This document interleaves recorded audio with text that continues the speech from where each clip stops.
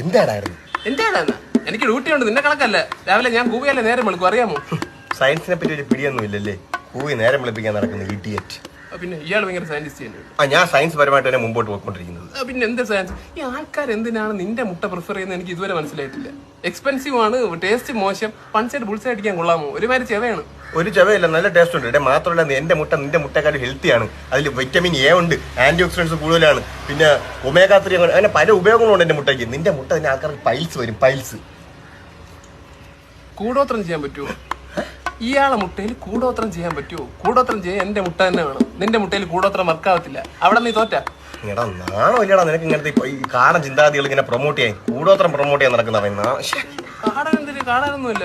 പറക്കാൻ പറ്റാത്ത കിളികളിൽ ഞാൻ തന്നെയാണ് ബെറ്റർ ഓപ്ഷൻ. അതിലൊരു സംശയവും വേണ്ട. എന്തടിസ്ഥാനത്തിൽ ബെറ്റർ ഓപ്ഷൻ എന്ന്?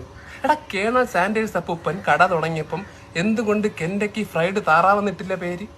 കൊള്ളൂല, ബ്രോസ്റ്റ് ചെയ്ത ടേസ്റ്റ് ഇല്ല, അത്ര തന്നെ. അവിടെ നീ വീണ്ടും തോറ്റി. എന്റെ ചിന്തകയിൽ ഇത്രയും അൺഹെൽത്തി ആയിട്ടൊരു ഒരു ഫാസ്റ്റ് ഫുഡ് ഞാൻ വേറെ കണ്ടിട്ടില്ല. കോഴി എങ്ങനെ എണ്ണയിലിട്ട് പൊരിച്ചങ്ങ് എടുത്തോണ്ടിരിക്കുകയല്ലേ, എന്നിട്ട് അതും ബന്നും കോൾസ്ലോയും മയോണൈസും കെച്ചപ്പൊക്കെ കൂട്ടി ഒരു പിടി പിടിച്ചോട്ടെ, എന്നിട്ട് അതിന്റെ പിറകെ പെപ്സി കൂടെ കുടിക്കണത് എന്തൊരു രസം. ഞാൻ മാറ്റർ ഒന്ന് മാറിപ്പോയി.